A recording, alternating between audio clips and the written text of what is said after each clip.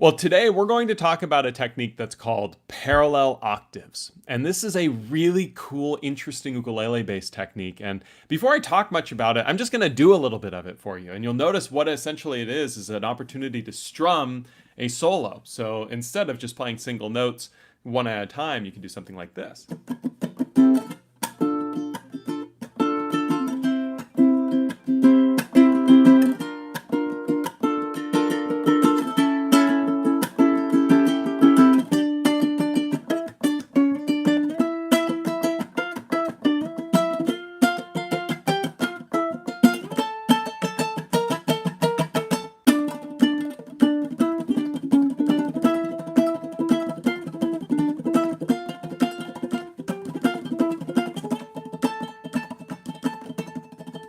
It's this really cool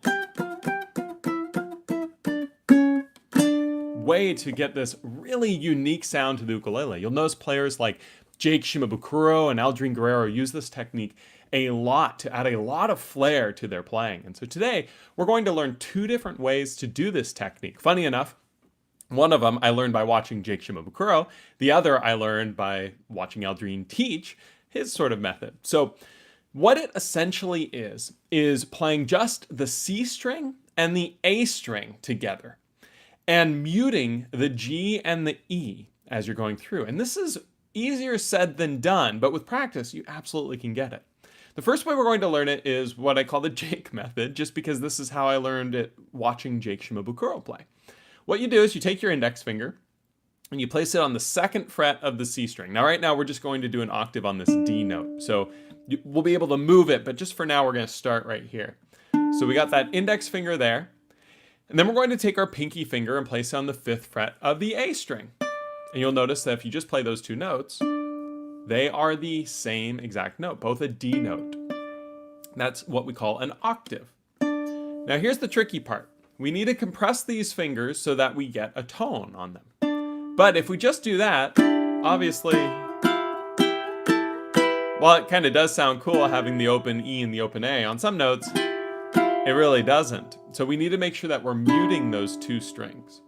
The way that we do this is we take our middle and our ring fingers and we rest them on the strings. What I like to do here is take my middle finger and I'm going to kind of hug the outside of the fretboard here so that my finger will just be touching the string to create this sound. It's really hard to do this because these fingers are pushing and now this one's just kind of resting. But I think that the little hugging technique can really help a bit. So again, I'm just kind of hooking the edge just there a little bit with the finger so that the G string can be muted, right?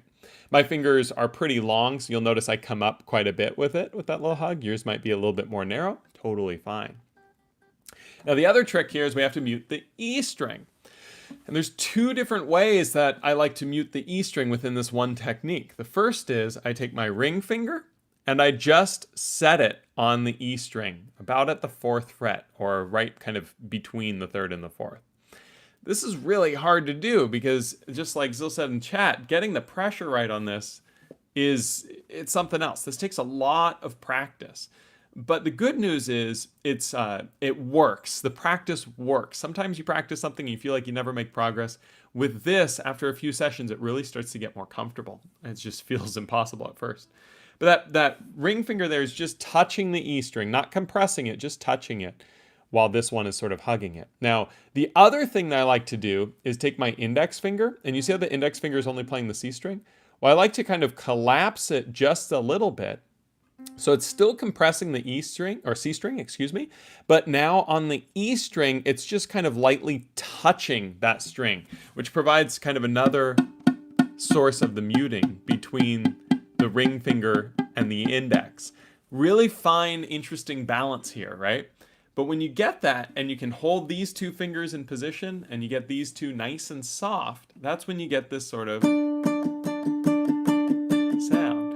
The first thing to work on is just getting this sound. It takes, again, quite a bit of practice, but it sounds so cool, doesn't it? And so now you just practice strumming with this. And if you get this sort of sound, which is what you'll get at first, that's just the pressure not being quite right. You want to make sure that the middle and the ring fingers are just lightly touching the strings, while the index and the pinky are firmly pressing on the C and the A strings as if you were fretting a chord. Right?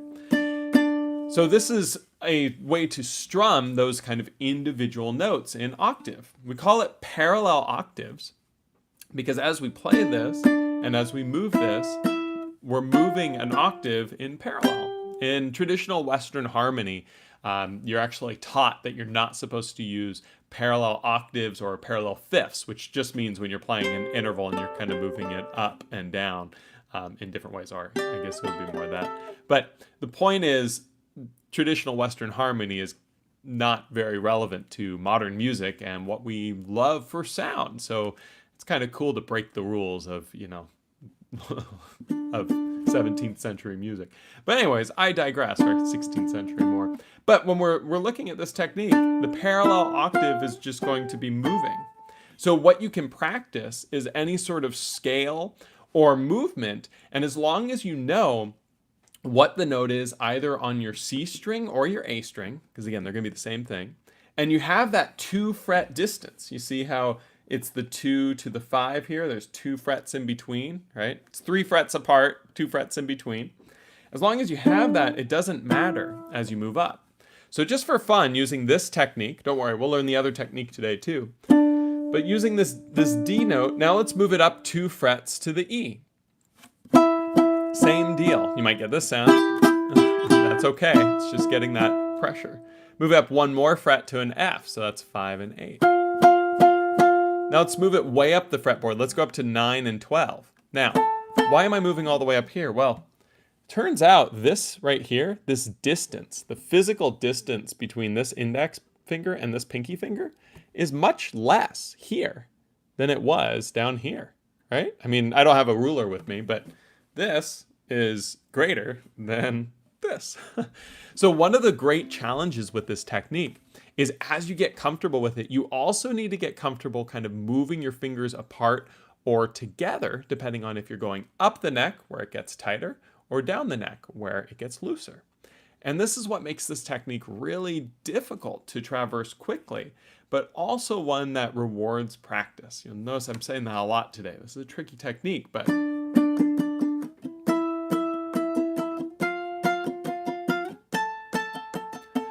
just practicing something like that can sound so cool and give such a rich, unique sound. And all that is the D note, so 2 and 5. And I'm just going down, down, up, down, up, down, up. Really basic strum pattern. And I go to the E note, which is at 4 and 7. And then the F, 5 and 8. And then the A, 9 and 12.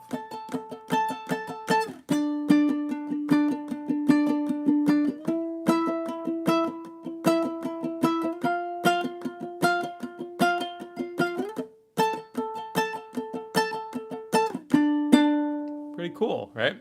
Again, it takes quite a bit of practice and it can be very overwhelming watching this video thinking, oh my gosh, I'm never gonna be able to do this. The strings aren't muting right. It's kind of like riding a bike. It just takes that initial practice to get the balance right, and then once you got it, it gets a lot easier, right? Now, before we work on some more examples, let me show you another way to play it to see if maybe this one's a little bit easier for you. And this is actually the way that I usually do it and the way that I learned originally. And this is how Aldrin does it, or at least has done it in the past. And that is the thumb wraparound.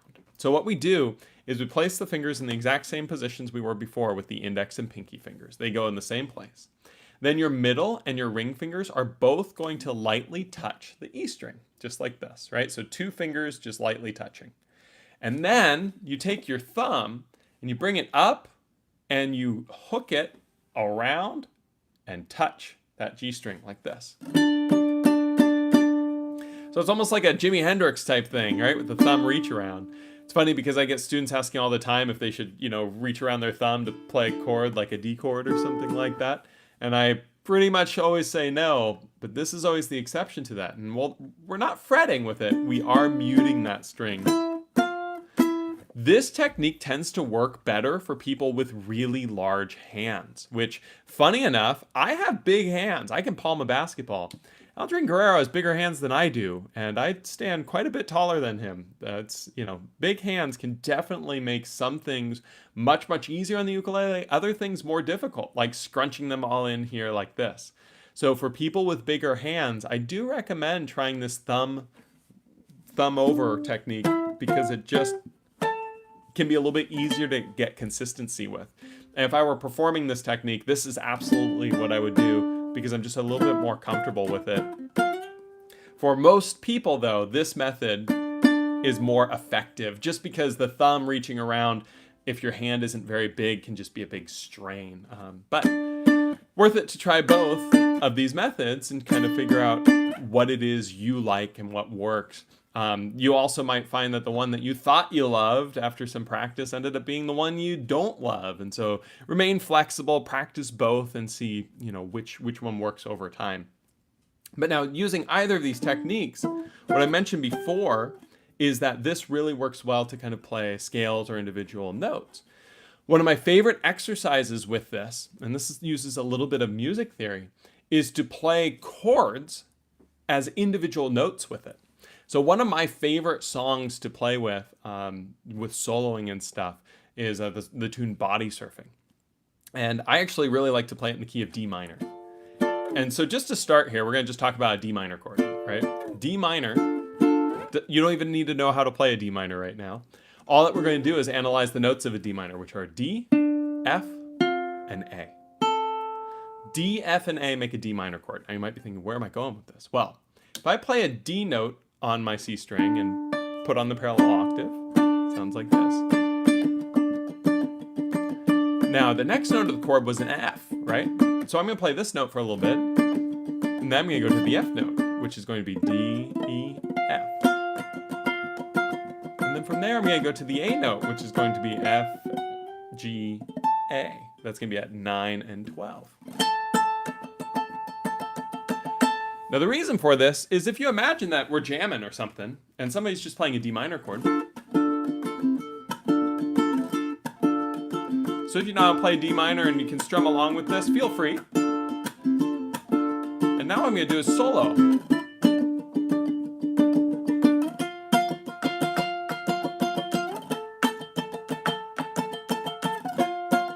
All that I'm doing here is playing the notes of the chord.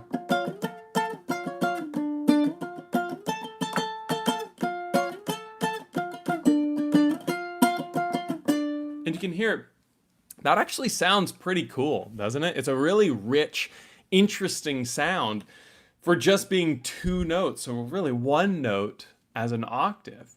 And when you do this for a variety of different chords and you start to understand those intervals of the chords, you can really do a lot with it. So in that example of Body Surfing, goes from D minor to a C chord. And the notes of a C chord are C, E, and G. And so if we were to try to map C, E, and G with those octaves, well, the first one we do is this, but this is a problem. Our first one, the C, uses that open C string. We can't really do this technique open. I mean, I guess you kind of can try it. I don't really do that. I try to avoid using an open string with it just because we want this sort of shape. So I skip the C for a moment. I go to the next note, which is the E. This will be 4 and 7. And then the next note after that is G, which will be 7 and 10. And I could go to the C all the way up here at 12 and 15 if I wanted to, right? And now I've got those notes of the chord that I can play with, right? So if somebody's just switching back and forth between D minor and C,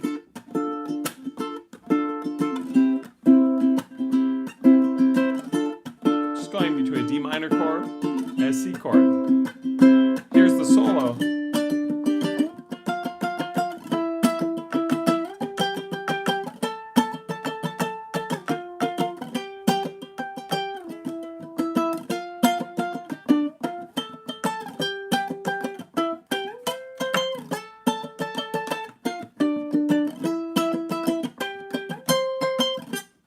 You can hear what I'm doing there is, it's tricky. It's a little bit difficult, but I'm just playing the notes of the chord as I go through, right? I'm playing the D, F, and A with the D chord, going different orders. I can go from the D to the A to the F, whatever I want, kind of building that shape. And then on the C chord, same sort of deal. I play the C, which is way up here, E and G.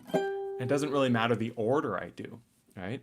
And I can continue this sort of process with the other chords of the song, like the B flat, which if you look at a B flat chord, the notes are going to be B flat, D, and F. So we've got B flat, D, and F. I know I went through that really quickly. If that's overwhelming, it's okay. Just focus on the D minor chord at first, or one chord.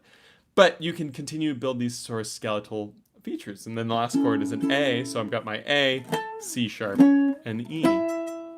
And to show you how this can work, kind of a final product utilizing this technique, I'm going to play this chord progression. If you'd like to play along with me, the chords are just D minor, C, B flat, and A. D minor you can play 2, 2, 1, 0 with the middle finger, ring finger, and index finger. The C chord is 0, 0, 0, 3. B flat is 3, 2, 1, 1. So ring finger on the third fret of the G string, middle finger on the second fret of the C, index barred across the first fret of the E and the A strings. If that chord's too difficult for you, play B flat major 7, 3, 2, 1, 0. Sounds nice too. And then the last chord is an A, 2, 1, 0, 0. You could also play an A7 if you'd like. And so I'm going to start playing this chord progression. Feel free to play along if you'd like. If this is too stressful, that's okay. Just give it a listen. And then what I'm going to do is I'm going to solo playing the parallel octave technique. And I'm going to only play the notes of the chords as the switches are happening. Which means when there would be a D minor playing, I'm going to play the notes D, F, and A in whatever order.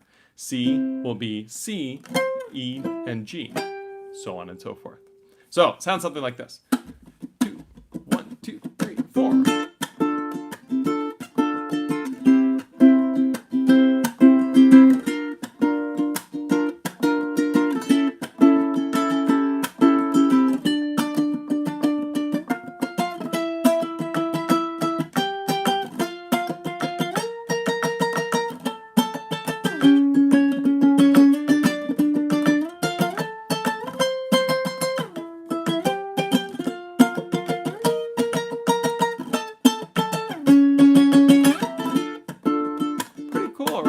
This is something I use a lot while I'm soloing. So if somebody I'm playing a duet with someone, you can bet that I'm going to use this strum solo.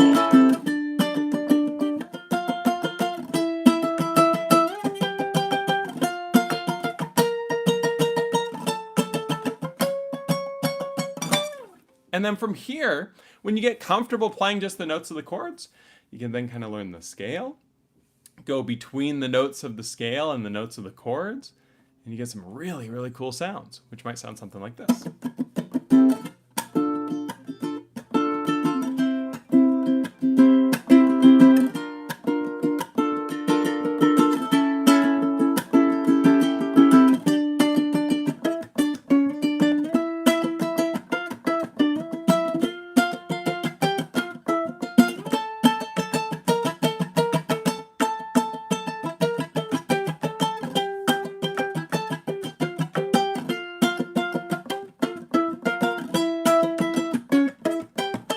And you can really hear how this can become a cool technique. And right now I'm just kind of going down, up, straight. You can add things like sweeps. You can add things like double time. And then you get some really messy stuff where you get that sort of...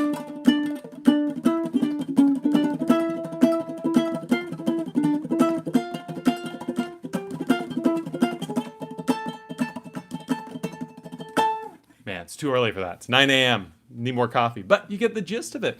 This is how this technique can be used from, a basic level of just practicing getting this comfortable all the way to a very, very advanced level of what I was just showing there.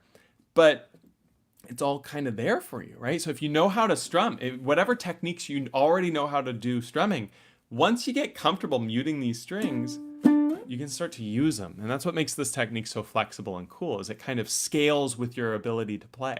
As you learn new techniques, you can utilize this technique in a bunch of different ways.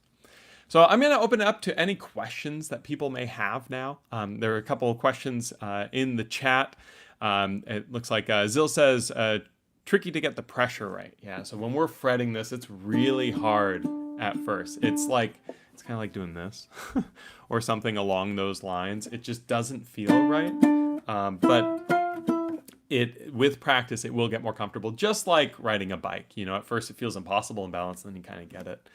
I'm great at accidentally muting strings, not so great at doing it intentionally. Yeah, right. Well, and the cool little side effect with this technique is that you will get more comfortable across the board with muting strings and having that sort of control to be able to mute them when you want to, and more importantly, not mute them when you don't want to, right? To get that consistent tone. It'll take some practice to get into this shape quickly enough to do it with other chords. Yeah, and it's okay to use this shape kind of offset. So what that means is, if I'm strumming something,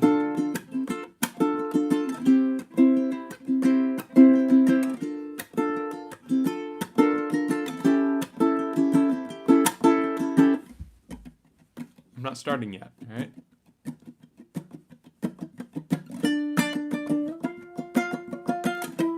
Kind of go into it, right? It's okay to, let it breathe, especially if you're playing with like a backing track or another musician. You just allow them start playing the chords and just kind of take the time set up and make sure that you're going to whatever chord they're at, and you'll be there. It's super fun. Honestly, I would call this my cheater solo, because when I was starting to do festivals many years ago now, kind of wild how long ago everything was. But 12 years ago or so, my soloing chops were completely and utterly non-existent. My strumming chops, however, were fine. Like, that was the thing I could do. But it was funny because at a festival, it'd be like, all right, Matt, take a solo. And it'd be like, what? I couldn't do any soloing. I didn't learn that skill yet. And I learned relatively early on that, I can do parallel octaves. So I could just do fancy strumming with simple notes. And so we'd be playing a song like that, Body Surfing or whatever, and while so many of the players are doing, they're doing these really cool solos or whatever, I would just be like, okay, here we go.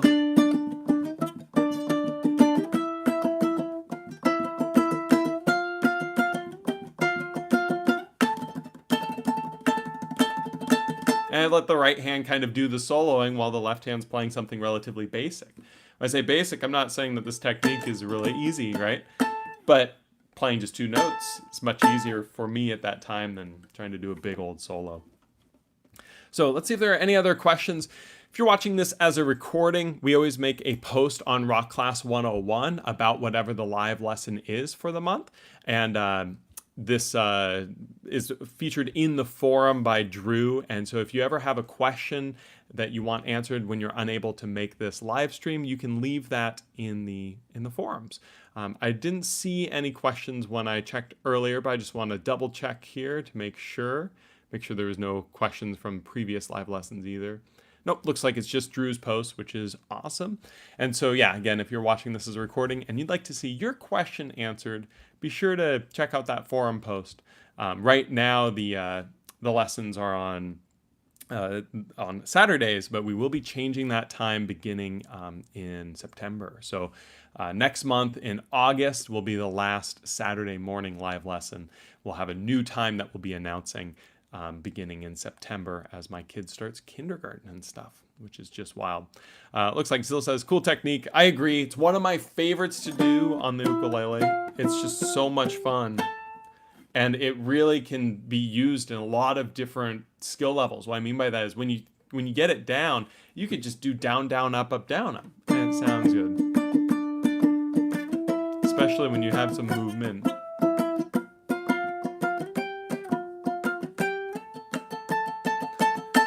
And then from there, doing things like double time, sweeps, whatever else, it just scales so well with you. So very cool. Well, thank you guys so much for attending this week's live lesson, or this month's rather. As I mentioned before, we do one of these each month. And so if you'd like to see your question answered, feel free to sign up for Rock Class 101 to attend these live, or make your post on the forum. But I'll look forward to seeing you guys next month for the next one of these. Work on your parallel octaves, try both different methods to see which one's more comfortable for you. And if you're watching this as a recording, you have a question, feel free to leave it down in a comment below, and I'll try to answer it as soon as I can. Thank you so much, guys. Have a great weekend, and I'll talk to you soon.